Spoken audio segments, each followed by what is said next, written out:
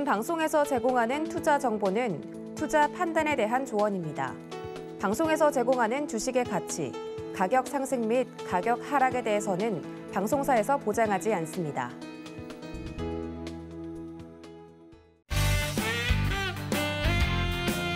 안녕하세요. 서울경제TV의 최재원 전문위원입니다. 제가 추석 특집으로 여러분들을 위한 특별 강의를 준비했죠. 오늘이 두 번째인데요. 두 번째, 오늘의 주제는 뭐냐 하면은 최근 여러분들이 좀 제일 많이 우려하고 고민하는 것. 최근 이제 이런저런 이슈들 여러분들이 듣고 굉장히 우려가 많은 주제일 거라고 생각을 해요. 그래서 제가 이 추석 때 여러분들 추석 편안하게 보내시라고 이 주제로 강의를 준비했습니다. 바로 오늘 주제가 뭐냐 하면 이 하락장에서 살아남기. 하락장에서 살아남기. 하락장에서 살아남기라는 주제로 준비를 했는데요. 이 하락장, 왜 이런 주제를 준비했냐? 하락장이 곧 오는 거냐? 하면은 곧 오지는 않습니다. 곧 오지는 않지만 지금까지 이따가 차트를 보여드리면서 설명을 해드릴 텐데요.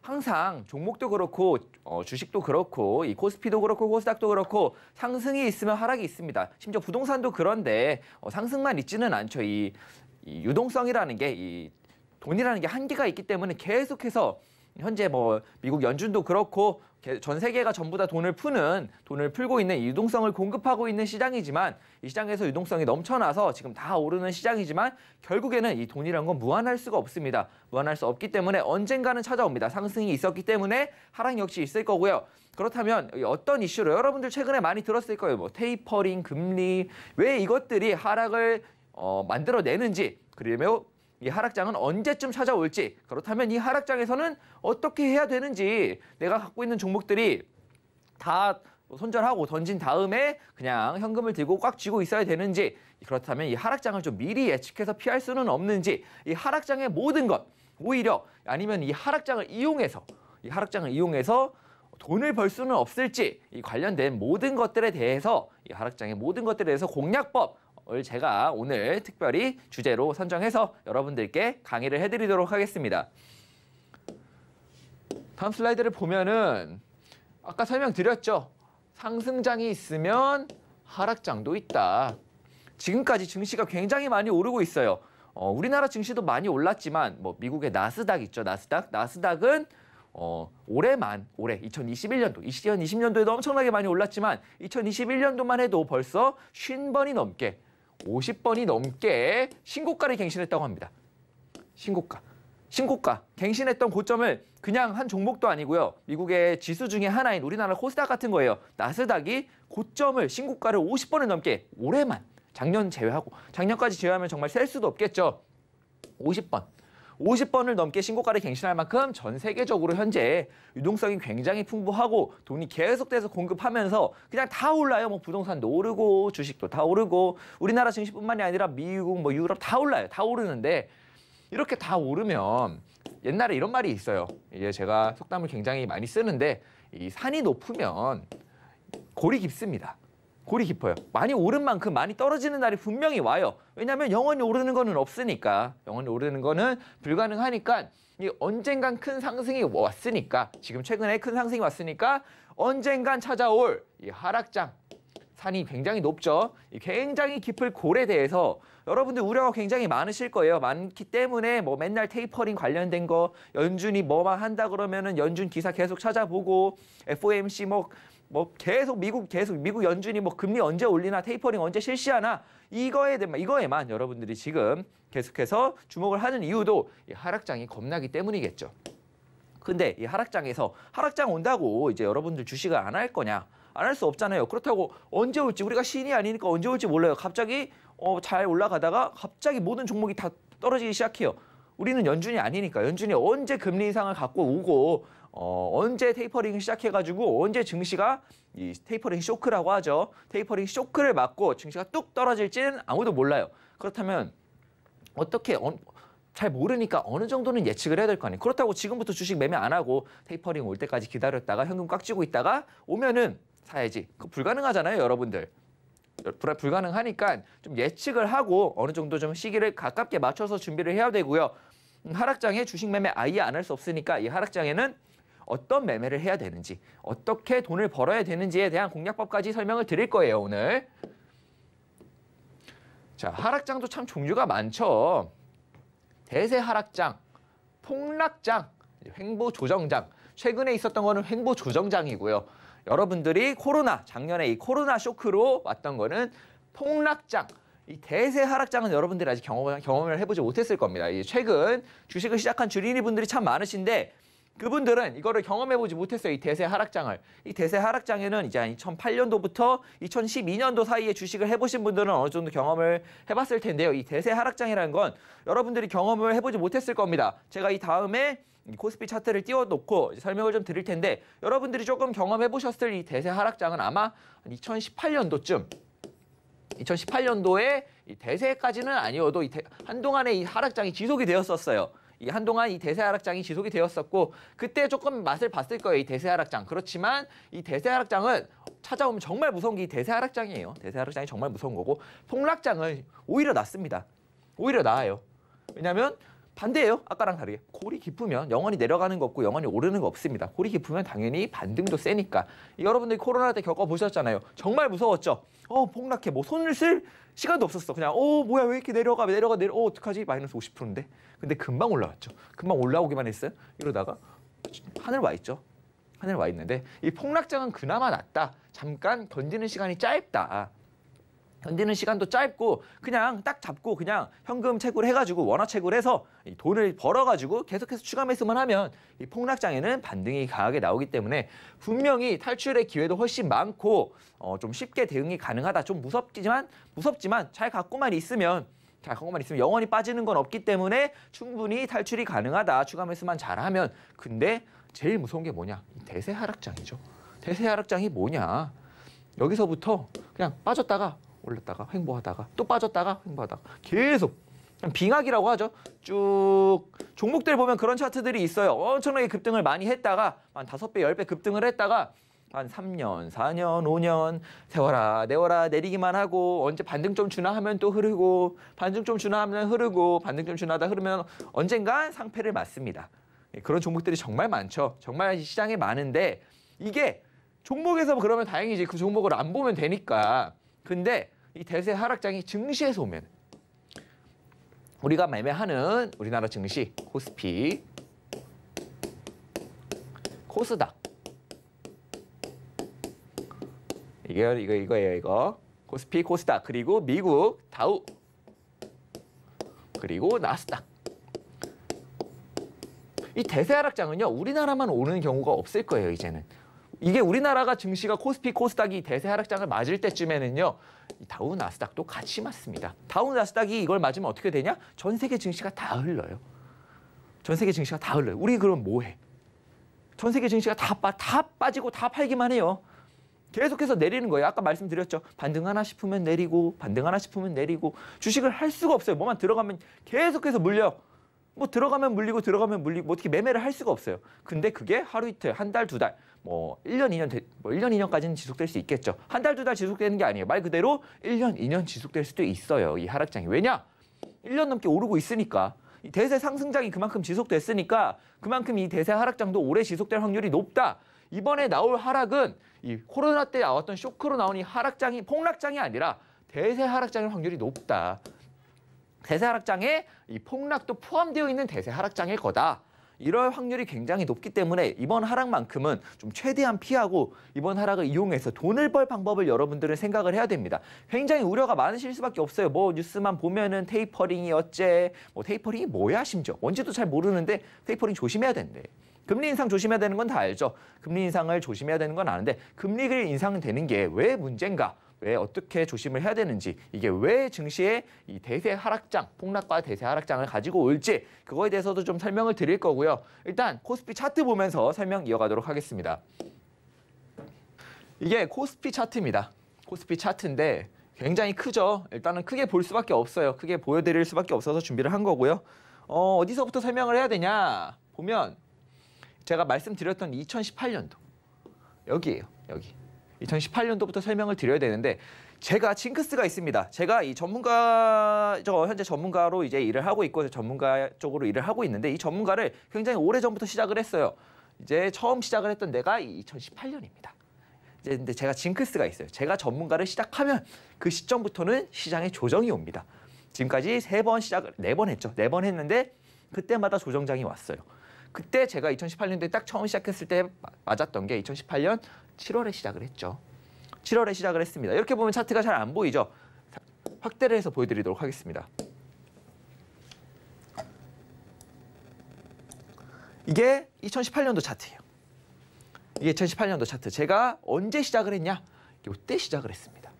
이때 시작을 해서 딱 이제 전문가 생활을 처음 딱 시작을 했는데 시장이 이게 여러분들 이 차트를 아까처럼 크게 봐서 그렇지 여기서만 놓고 보면은요. 여기서부터 여기까지 엄청 많이 빠진 거예요. 이때 횡보하면서. 엄청나게 많이 빠졌어요. 제가 느꼈던 게 막 열흘 연속 음봉이었어요. 열흘 연속 지수가 한 번도 상승 마감한 적이 없어요. 다 11일 동안 계속해서 마이너스로 마감을 했다. 그때 제가 이때 처음 시작이었어요. 근데 제가 이때 어땠냐? 이때 어땠냐면요. 평균 계좌 수익률. 평균 종목 수익률 아니에요. 여러분들 계좌에 1,000만 원이 들어있으면 1,000만 원으로 기준으로 한 수익률. 1억이 있으면 1억을 기준으로 한 수익률이 평균 계좌 수익률이 2%에서 3%였어요. 매일매일이요. 왜 이런 대세 하락장에서 이 대세 하락장이에요. 매일매일 내리잖아요. 매일매일 뭐 하루 막 코로나 때처럼 막 코로나 쇼크 때처럼 막 하루 5% 막 10% 뭐 서킷 브레이크 뭐야 이거 막 이렇게 대응이 되는 게 아니라 그냥 이거 손절해야 되나 하면은 오르겠지 하면 반등이 없어. 그냥 계속 죽는 거예요. 빙하기 말 그대로. 여기서부터 여기까지가 대세 하락장이었습니다. 제가 정말 고생을 많이 했었는데 그럼에도 불구하고 요때 평균 계좌 수익률 2%에서 3%대를 뽑았다. 엄청나게 선방을 하고 엄청나게 잘했다. 어떻게 가능했을까요? 이게 대세 하락장에는 대세 하락장에 맞는 매매법이 있어요. 대세 하락장에는 오히려 돈을 벌기가 더 쉬워요. 돈을 벌기가 더 쉽습니다. 제일 어려운 게 횡보 상승장이에요. 횡보 상승장, 대세 상승장. 수급이 다 분산되니까 한 번에 많이 오르는 게 없어요. 다 조금씩. 모든 종목이 코스닥 합쳐가지고 수천 개의 종목이 다 조금씩 올라요. 돈을 벌 수가 없어. 변동성이 없는 거예요. 변동성이 있지만 다 나눠 가지니까. 몰려야 센데 다 나눠 가지니까 큰 돈을 벌기가 어려워요. 큰 돈을 벌 수 있는 거는 대세 하락장입니다. 변동성이 있어야 돼요. 시장에 내리는 종목은 내리고 오르는 종목은 많이 오르고 이 시장의 변동성을 강하게 분명하게 나눠주는 게 이 대세 하락장이고 제가 이 대세 하락장에서 평균 계좌 수익률 여러분들 1,000만 원 있으면 하루에 20만 원씩 벌었다는 거예요. 20만 원에 30만 원씩 계속해서 매일매일.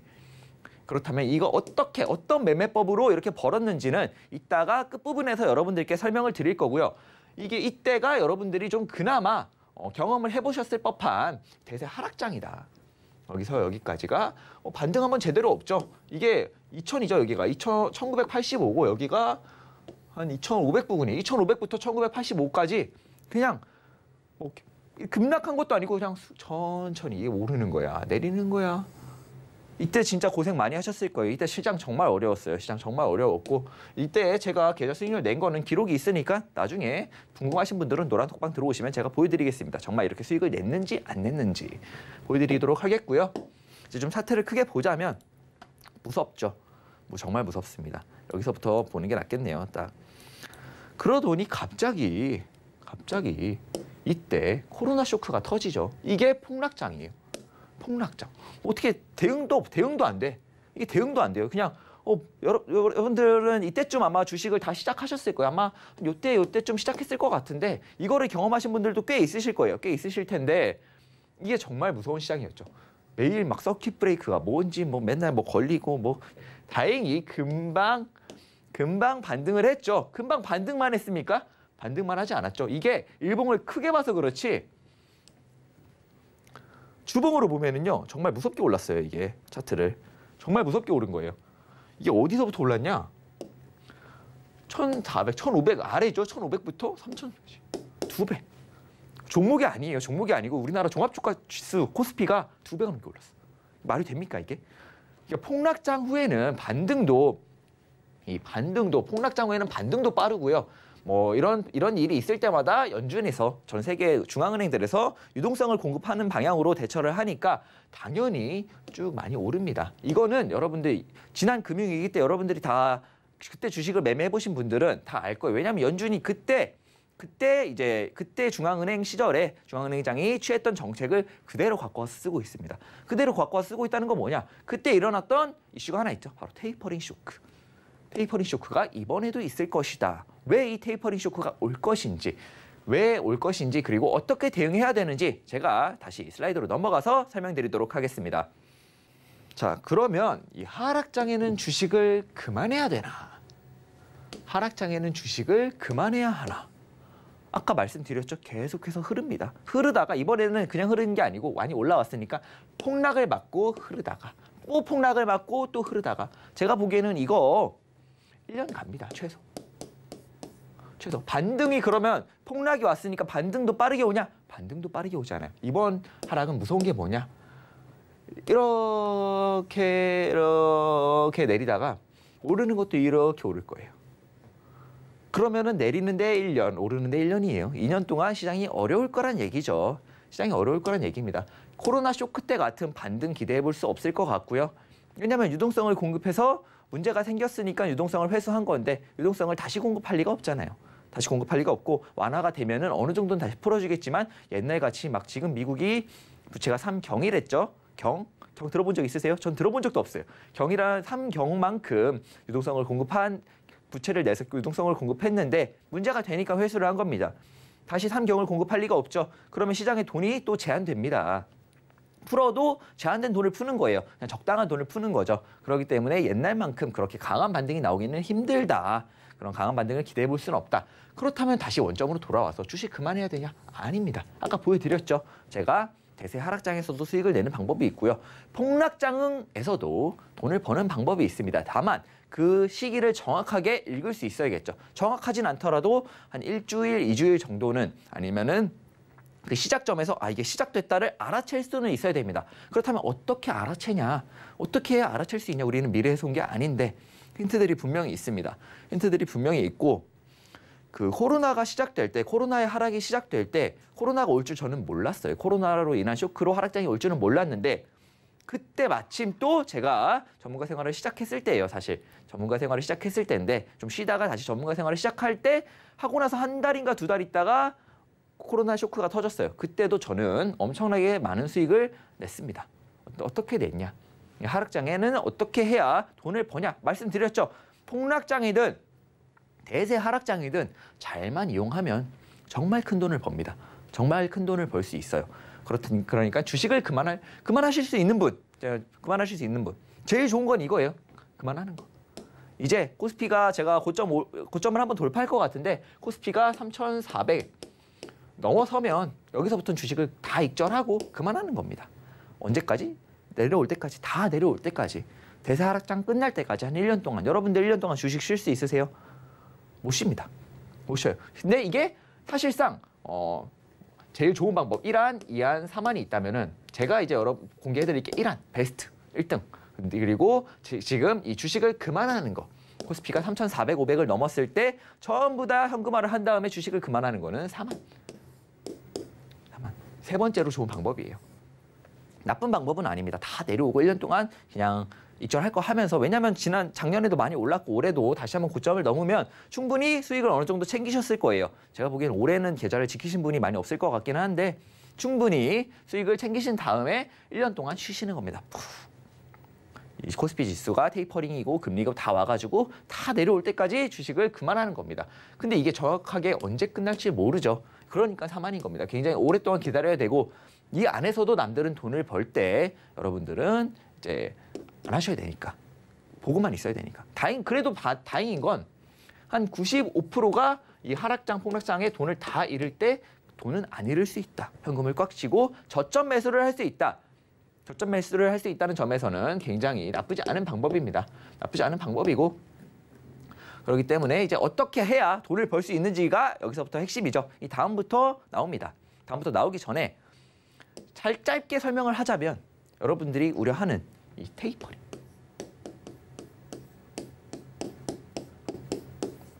그리고 금리 인상.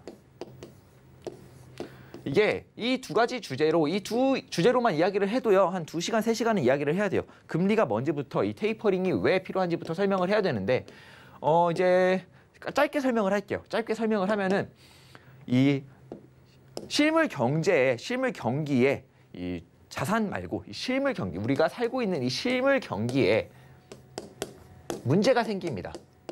문제가 생겨요. 위기. 실물 경기에 위기가 오면 항상 그랬어요. 이제 지난 금융위기 위기 이후로 이제 중앙은행들이 채택하는 방법이죠. 일본도 그랬고, 미국도 그랬고, 유럽도 그랬고, 우리나라도 비슷한 방법을 취하려고 했습니다. 뭐냐? 바로 유동성 공급. 공급 들어보셨을 거예요. 이 단어를. 양적 완화. 적입니다. 완화. QE라고 하죠. QE라고 하는데, 통칭 QE라고 하는데 양적 완화. 시장에 돈을 엄청나게 뿌리는 겁니다. 위험하니까. 실물 경기가 위기니까 대처해야지. 왜냐하면 실물 경기가 위기가 오면은 사람들이 무서우니까 자산군을 막 던져요. 다 팔아요. 다 팔고 뭘 사냐? 달러만 삽니다. 제일 안전. 이때 코로나 쇼크 때는 보통 이게 이렇게 위기가 오면은 금은 올라요.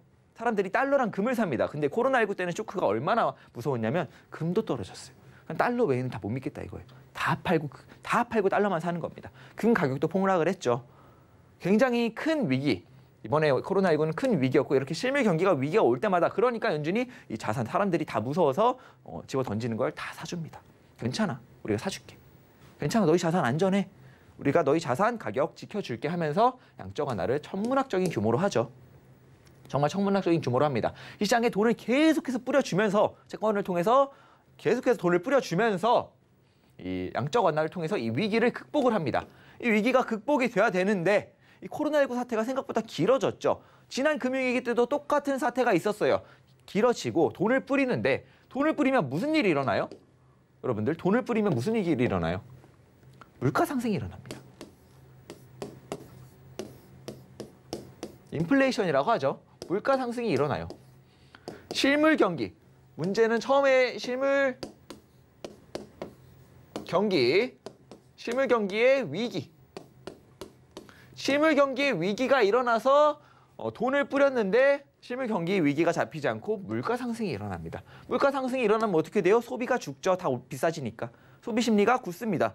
그러면 악순환이에요. 더 실물 경기가 더 안 좋아지죠.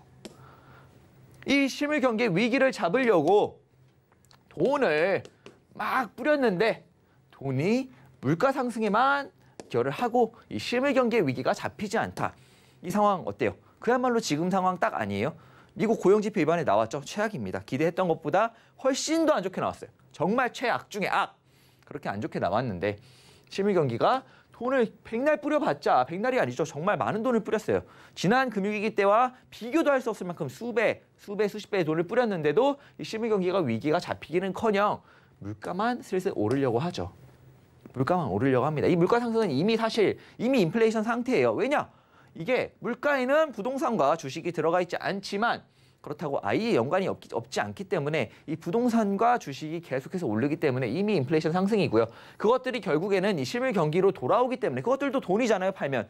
그게 결국에는 이 실물 경기로 들어오기 때문에 물가가 당연히 돈이 여기도 풀리니까 오를 수밖에 없다.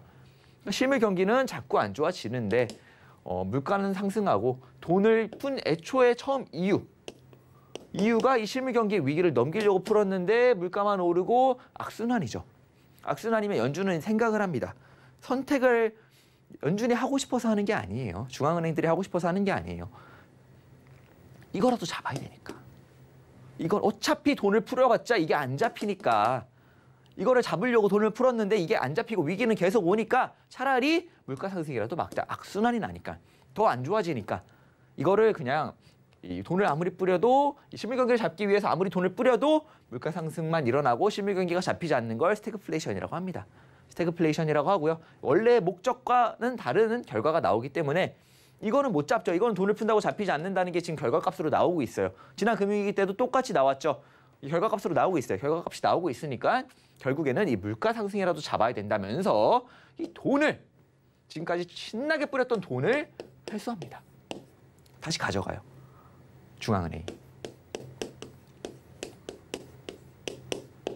중앙은행이 돈을 신나게 뿌렸다가 다시 가져갑니다. 제일 빠르게 가져가는 방법이 뭐냐? 제일 빠르게 가져가는 방법이 바로 금리 인상이에요. 금리 인상. 제로금리에서 금리를 그냥 100bp, 200bp 올리는 게 아니고요. 막 10% 기준금리를 10% 넘게 올리면 시장의 모든 돈이 순식간에 이 중앙은행이 다시 다 가져갑니다. 그럼 어떻게 되겠어요? 우리 증시, 우리 주식, 우리 부동산 뭘로 올랐어요? 뭘로 올랐어요? 아까 말씀드렸듯이 돈으로 올랐죠. 돈으로 올랐는데 돈으로 다 올렸는데 자산들 가격대 다 이렇게 올랐는데 이게 가져가면 얘네는 당연히 뚝 떨어집니다.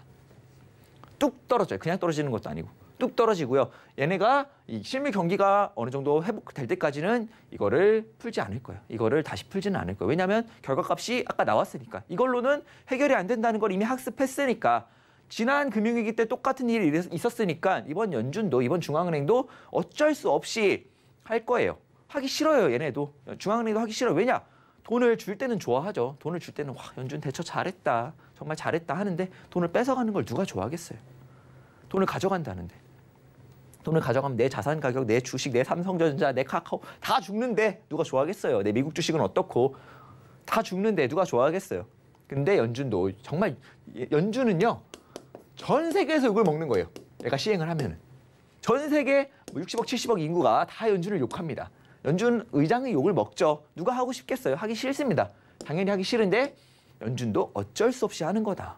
그럼 이 물가 상승만큼은 막아야 되니까.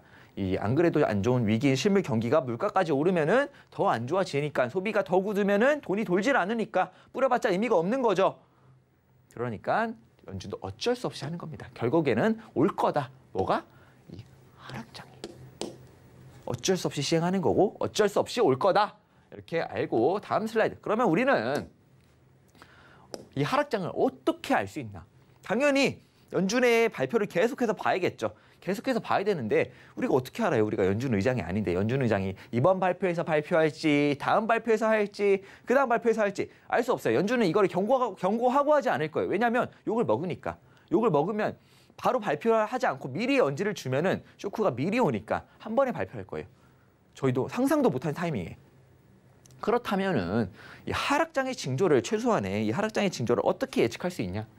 제가 코로나19 쇼크 때 폭락을 피하고 폭락을 통해서 돈을 벌었던 이 지표 중에 하나가 뭐냐? 신용매수. 우리나라 사람들 좋아하죠, 신용매수. 신용매수가 정말 많습니다. 정말 많은데 코로나19의 이 하락을 시작한 달을 제가 정확히 맞췄어요. 고점을 정확하게 맞췄어요, 진짜로. 어떻게 맞췄냐 보면은요. 이때 코로나19 이 쇼크가 시작되는 때 말고요. 여기서부터 이렇게 하다 내리다가 시작되거든요. 요때 이 타이밍 여러분들 찾아보시면은 이 HTS에서 이 신용 매수 물량, 개인들의 신용 매수 물량 정도를 찾아볼 수가 있습니다. 한번 찾아보세요. 정말 높아요. 그때쯤 왔을 때는 이 신용 매수 물량이 이때와 비슷하게 왔을 때는 하락을 의심을 해봐야 된다. 신용 매수 물량이 항상 절정에 달했을 때는 이 폭락의 징조가 항상 있다. 하락의 징조는 항상 있다. 이 개인들의 신용 매수는 굉장히 중요한 지표입니다. 개인들의 신용 매수는 굉장히 중요한 지표이고 이 사람들이 여러분들 뭐 음모론 하는데 결국에는 이 증시에서는 음모론이 없어요. 말씀드렸죠. 지난번 강의에서도 말씀을 드렸던 것 같은데 제로섬 게임이에요. 내가 돈을 잃어야 누군가 돈을 법니다. 개인들이 돈을 잃어야 기관과 외국인들이 돈을 벌죠. 세력이 돈을 벌어요. 누구도 여기서 나한테 돈을 벌게 해주려고 하지 않아요. 다 내 돈을 가져가려고만 하지. 가져가려고만 하니까 이 신용 매수가 절정에 있을 때는 나한테 돈을 벌게 해주지 않는다. 절대 시장은 개인들이 이렇게 이 광기에 정말 신용까지 다 써가지고 엄청나게 많이 매수를 했을 때 이거를 털어내고 가려고 하지. 절대 이 신용 매수 물량까지 다 수익을 내게 해주지 않는다라는 점 기억하시면서 이제 여러분들이 걱정이 되시면 그때 제가 말씀드린 타이밍 코로나19 이 쇼크가 시작되기 전에 이때쯤 이 고점에서의 신용 매수 정도를 보면서요. 이 지표로 차트로 나와 있습니다. 이때가 올 때까지 이때가 오면은 여러분들은 이 하락장의 징조라고 이 징조가 어느 정도 있다라고 생각을 하시고 조심하셔야 됩니다. 조심하셔야 돼요. 개인들의 신용 매수 정도는 중요한 지표입니다. 이 하락장에서 정말 제가 엄청나게 좋은 정보를 드리는 거예요. 흔한 말로 이제 꿀팁이라고 하죠. 굉장히 비싼 꿀팁을 드리는 거예요. 정말 이것만 피해도 여러분들 정말 큰 돈을 벌 수 있습니다. 정말 큰 돈을 벌 수 있고요. 한 가지 무조건 기억해야 될 거. 개인들의 신용 매수가 절정에 달했을 때는 이 세력들, 외국인이든 기관이든 어떠한 세력이든 이 개인들이 신용 매수까지 한 물량을 수익으로 절대 돌려주지 않는다. 무조건 손실로 털어내고 가려고 한다. 이 점 꼭 기억하시면서 이 지표 항상 체크하시고요. 이 대형주들의 조정 움직임, 이건 어쩔 수가 없어요. 왜냐하면 결과적으로는 이 대형주들, 우리나라 증시 같은 경우는 굉장히 작아요. 세계 증시에 비하면 굉장히 규모가 작은데 우리나라 증시는 그만큼 움직이기가 쉽습니다. 어떻게? 이 대형주들만 움직이면 돼요. 이 대형주들만 움직이면 돼요. 대형주들이 내리면 증시가 전반적으로 다 같이 반응을 하고요. 대형주들이 오르면 증시가 전반적으로 다 같이 상승을 해요. 특히 좀 대표적으로 알려져 있는 삼성전자, 하이닉스 뭐 이런 것들이 있죠. 이런 것들이 오르면 오르고요. 내리면 내립니다. 근데 여러분들 그러면 최근에 이제 또 사태 우려가 있겠죠. 걱정하시는 게 최근에 있었던 일. 카카오, 네이버, 이 전에 있었던 NC소프트, 그 외에 뭐 이런 배터리 문제도 있었고 이런저런 대형주들이 정말 이런저런 악재를 맞으면서 이제 조금씩 많이 내리고 있죠. 이 카카오도 정말 많이 내리고 있고 네이버도 있고 이때 이 주에 제가 정말 이거 상담 질문을 많이 받았었는데 정말 많이 내리고 있습니다. 그러면 이게 하락장의 징조가 아니냐? 징조는 아닙니다. 이거 같은 경우는 삼성전자와 하이닉스는 현재 괜찮아요. 잘 버티고 있죠. 이 카카오와 네이버 같은 경우는 특별한 이슈가 있었죠. 정부 규제. 이거는 돌발 악재입니다. 돌발 악재예요. 누구도 몰랐어요. 외국인들은 알았냐? 외국인들도 몰랐죠. 이거 나오니까 던진 거예요. 왜 던져요? 옆 나라에서 일이 있죠. 지금 현재 중국이 다시 옛날로 돌아가겠다. 우리 다 같이 공동부유 선언하면서 기업들을 다 규제하면서 때려잡고 있어요. 안 그래도 외국인들이 외인들이 전부 다 그것 때문에 스트레스를 받고 있는데 바로 옆 나라인 우리나라가 정부 규제로 대형 우리나라 큰 회사 2개인 플랫폼 회사 2개인 카카오와 네이버를 규제했죠. 외국인들은 무서운 겁니다. 얘네도 우리나라도 이런 규제를 계속해서 이어가지 않을까, 이 대기업들에 대한 규제가 들어가지 않을까 이런 우려에 현재 막 엄청나게 팔고 있는 거고요. 그렇기 때문에 현재 발생하고 있는 이 카카오 네이버를 주도로 한 조정은 단순히 조정일 뿐, 얘네들의 돌발 악재로 인한 조정일 뿐, 이 대형주들의 조정 움직임이 아닙니다. 이 하락장의 징조에서의 대형주들의 조정 움직임은 이런 느낌이 아니에요. 서서히 빠집니다. 서서히 빠져요. 이 하락장, 코로나19 쇼크 때 보면은요, 이렇게 빠지다가 이렇게 떨어졌어요. 그러니까 요때를 잘 보셔야 됩니다. 요때 이제 대형주들이 흘러요. 한 1% 이렇게 여기들이 계속해서 팔면서 1% 이렇게 팔면서 흐릅니다. 이때를 조심하셔야 돼요. 삼성전자와 하이닉스를 필두로 이 관련주들이 이렇게 한 5거래일에서 10거래일, 많게는 15거래일 동안 계속해서 흐른다. 이건 조심하셔야 됩니다. 이거를 조심하셔야 되고요. 그만큼 우리나라는 이 몇몇 개의 대형주들이 시장 전체 분위기를 조성하기 때문에 이 대형주들의 움직임, 대형주들의 조정 움직임을 계속해서 주시해야 되고요. 금리 인상, 이게 제일 크죠. 현재로서는. 금리 인상. 금리 인상을 하면 뭐다? 중앙은행이 돈을 다시 싹 가져가는 거기 때문에 시장에서 유동성이 부족해지니까 내린다. 근데 이것만큼은 우리가 알 수가 없어요. 알 수가 없으니까 차트로만 봐야 되고 위에 두 개의 지표를 좀 잘 이용해서 이 징조를 최대한 미리 알아내서 피하려고 해야 돼요. 특히 말씀드렸던 이 개인들의 신용 매수는요. 정말 믿을 수 있습니다. 여러분들이 하락이 있을 때마다, 큰 하락이 있을 때마다 그 시작점에서 이 신용 매수 물량을 보면은요. 터무니가 없습니다. 정말 높아요. 그만큼 신뢰할 수 있는 지표고 제가 여러분들한테 정말 비싼 꿀팁을 드린 겁니다. 꼭 체크하세요. 지수가 너무 많이 올랐을 때는 이건 항상 체크를 하셔야 됩니다. 꼭 체크하시고요. 그렇다면 하락장에서 이제 주식 매매 안 할 수 없잖아요. 우리 여러분들 또 주식 엄청 좋아하고 맨날 보고 바쁜 와중에도 계속해서 하고 여윳돈만으로 하는 게 아니라 이제 전 재산으로 다 하는 게 여러분들의 주식인데 안 할 수 없죠. 하락장에서. 왜냐면 근로소득만으로는 안 되니까 이 근로소득을 벌어야죠. 안 할 수 없죠. 그럼 하락장에는 어떻게 해야 돈을 벌 수 있냐. 하락장에 아까 제가 뭐뭐 있다고 했어요? 폭락장과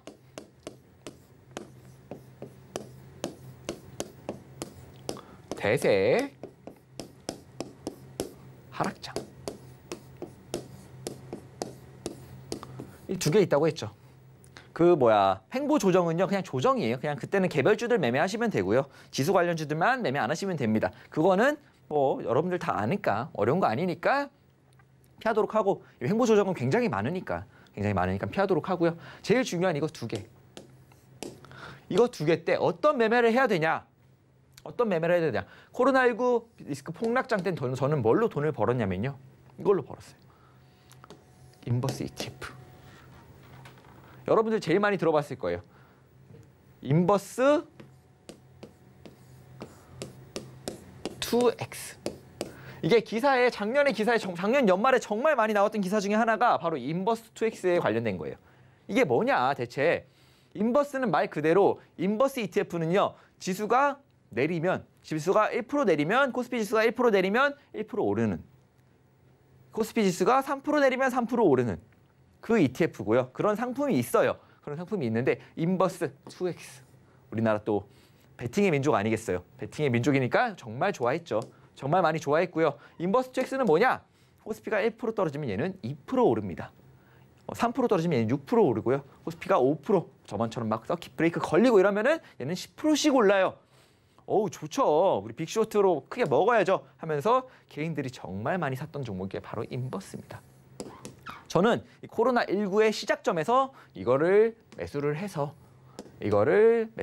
정말 많은 돈을 벌었다. 정말 많은 돈을 벌었고요. 근데 우리나라 우리나라 개인들은 이거를 언제 제일 많이 매수를 했냐? 다 내리고 다 올라왔는데 이제 너무 많이 올랐다. 다 내리고 다 올라왔는데 여기서 큰일 났죠 다. 정말 이때 기사가 정말 연말인데요. 그때가 기사가 다 이거였어요. 인버스 2X에 몰리는 개인들 자금. 뭐 매수 금액 10조. 몇 조. 몇 천억도 아니야. ETF에 몇 조. 정말 위험한 상품인데 이게 말이 내리면 좋죠. 반대예요. 지수가 2배 올랐잖아요. 50%만 오르면 얘는 많이 100%라는 건 없으니까. 그만큼 거의 원금 손실에 가깝게 나는 거예요. 원금을 다 잃는다는 소리죠. 그만큼 위험한 겁니다. 잘 들어가야 돼요. 타이밍을 잘 잡고. 그렇지만 이 폭락장에는 다 내려요. 우리 경험해봤잖아요. 코로나19 쇼크 때 오르는 게 없어요. 막 지수가 5%씩 빠진다는 거는 오르는 게 없고 너도 나도 그냥 갖고 있는 주식 다 매도한다는 소리예요. 사는 사람이 없다는 소리죠. 그러니까 그 어떤 종목도 오르지 못합니다. 어떤 종목도 오르지 못해요. 그러니까 그때는 폭락장에는 답이 없어요. 저도. 폭락장에는 뭘 사야 되냐? 인버스 2X. 인버스 2X 무섭다. 나는 해칭만 하겠다 하시면 인버스 ETF. 그 다음에 달러 ETF. 증시가 내리면 항상이죠. 달러는 항상 반대로 움직입니다. 달러는 항상 반대로 움직이기 때문에 달러 상승 ETF. ETF를 이용하셔야 돼요. 폭락장에는. 폭락장이 예견된다. 대사하락장이 아니고 대사하락장의 시작점에는 항상 폭락장이 있어요. 그렇기 때문에 이 폭락장이 의심될 때는 초반에는 우리가 하락을 의심될 때는 인버스 ETF, 달러 ETF를 잘 이용하면 돈을 벌 수 있다. 이 얘기고요. 인버스 2X는 굉장히 위험한 상품입니다. 반대로 가면은 진짜 큰 손실이 나요. 큰 손실이 나니까 최대한 자제하시는 게 좋고 저는 쓸 거지만 여러분들은 쓰시면 안 된다. 저는 정확한 타이밍을 잡을 수 있지만 여러분들은 잡을 수 없으니 절대 이거는 매매하시면 안 되고요. 그냥 1대1 비율. 지수가 1% 내리면 1% 오르는 지수가 내릴 때도 돈을 벌 수 있는 남들 다 손실 나고 손절하는데 나는 돈을 벌 수 있는 상품이 있다. 달러 ETF랑 인버스 ETF가 있다. 그리고 이런 게 있죠. 지수 해칭주.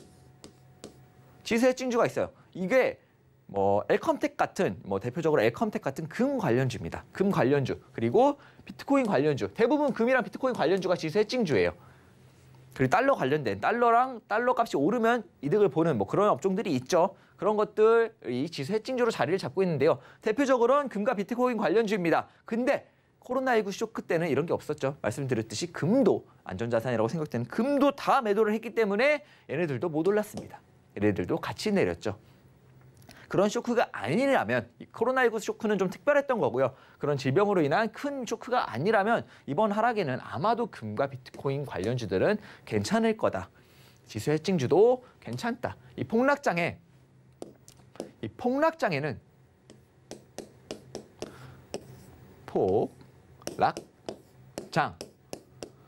폭락장에는 이거 4개를 꼭 기억해 놓으셔야 됩니다. 이거를 꼭 가지고 있으셔야 돼요. 이게 이안. 두 번째, 3안. 다 현금화하는 게 아니라 이렇게 상품들로 좀 해칭을 해놓는 거죠. 하락에도 돈을 벌 수 있게. 그냥 놀면 안 되니까. 하락장에도 돈을 벌 수 있게 만들어 놓은 게 이안이죠. 이안입니다. 이거를 꼭 기억해 놓으세요, 항상. 여러분들 아실 거예요. 인버스 2x에 작년에 뭐 10조가 올리고 막 이랬으면 여러분들 대부분 다 알고 있다는 소리입니다. 알고 있지만 이 폭락장에는 예견할 수 있는, 이 폭락장을 어느 정도 예측할 수 있는 지표를 제가 드렸고요. 어떤 걸 사셔야 되는지도 알려드렸습니다. 그러면 여기 한 가지 빠진 게 있죠. 대세 하락장에는.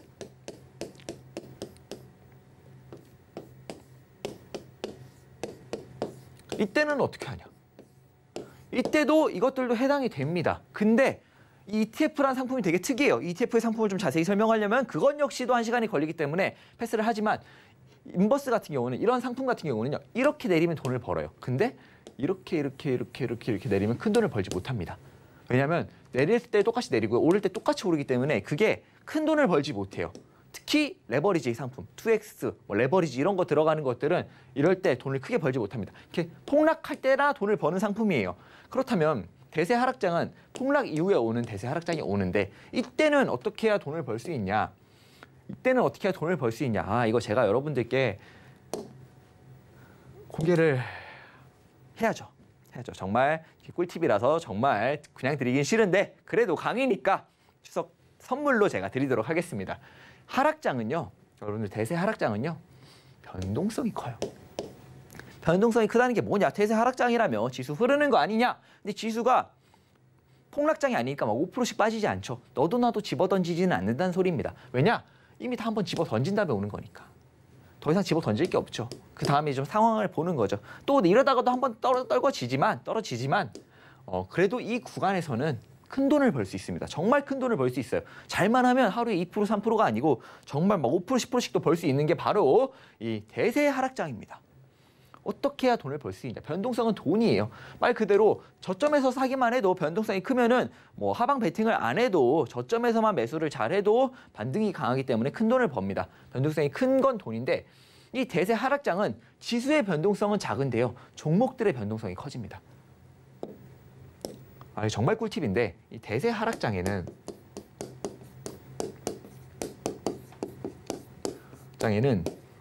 지수의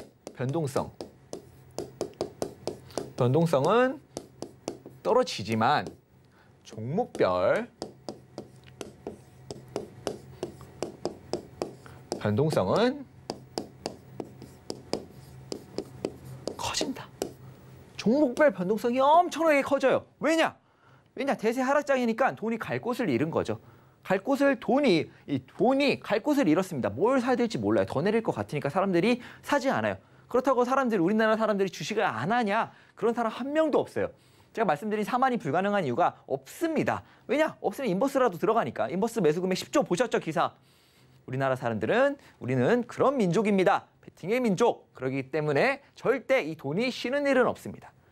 그렇다면 이 갈 곳을 잃은 돈이 좋은 종목에 가겠죠. 그날 좋은 이슈가 뜬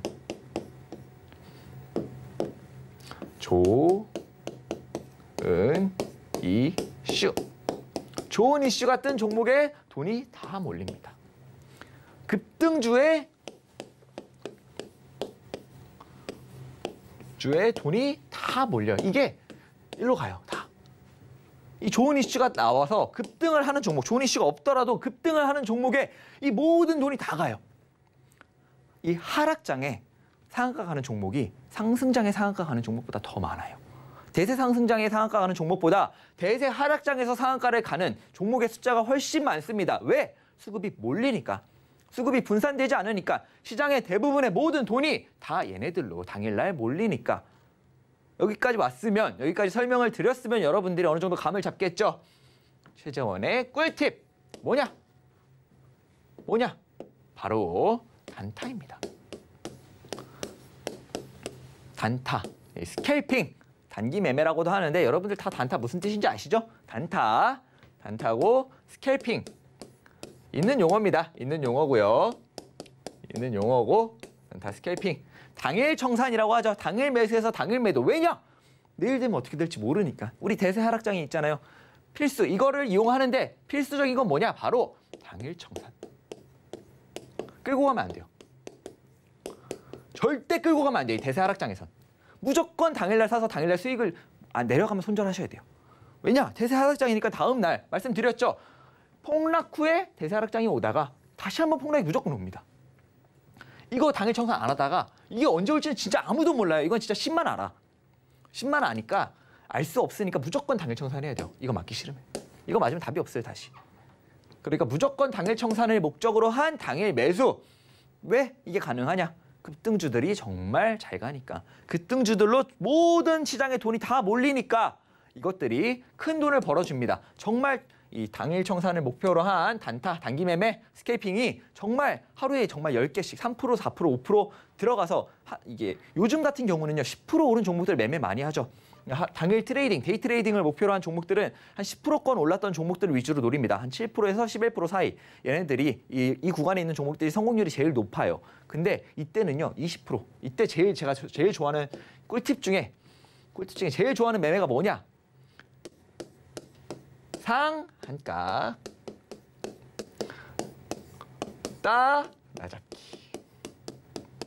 들어보셨죠? 좀 비속어로 흔한 말로 상한가 따라잡기.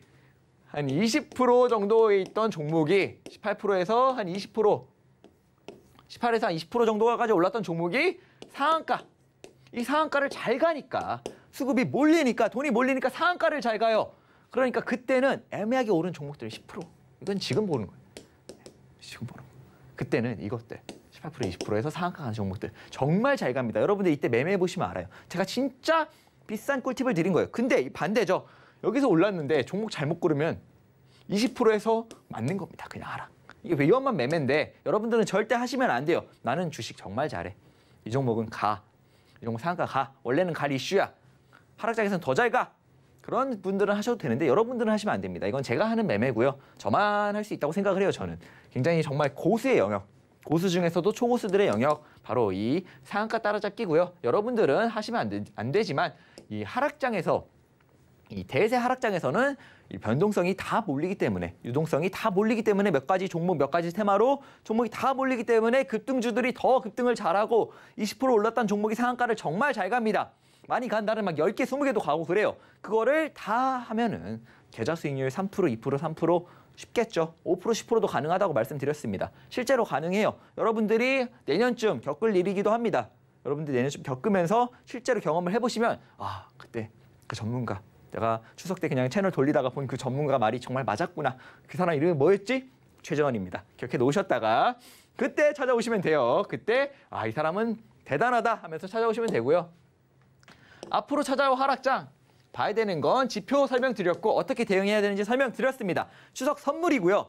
원래는 정말 제가 한 분 한 분당 정말 큰 돈을 받고 설명을 드려야 되는 강의지만 추석 선물로 제가 우리 서경 시청자분들께 선물을 드린 거니까 꼭 잘 보시면서 지표를 체크하시면서 꼭 이번 하락장 피해서 우리는 하락장을 피하기만 하는 게 아니라 돈을 한번 버는 그런 좀 남들 다 울 때 우리는 한번 웃어봅시다라는 좀 취지로 제가 이런 주제로 설명을 드렸고요. 하락장에서 살아남기 분명히 찾아옵니다. 오르기만 하는 건 없어요. 영원히 오르기만 하는 건 없으니까 언젠간 저는 크게 멀지 않았다고 생각해요. 앞으로 1년, 2년 안에 찾아올 이 하락장에서 우리는 한번 큰 돈을 벌어봅시다. 여기까지 제가 여러분들 추석 특집으로 특별 강의를 준비한 김에 좀 큰 선물을 드리자. 여러분들이 제일 우려가 많을 만한 이 하락장에서 돈을 버는 방법으로 여러분들께 좀 선물을 드렸고요. 여기까지 서울경제TV 최재원 전문위원이었습니다. 감사합니다.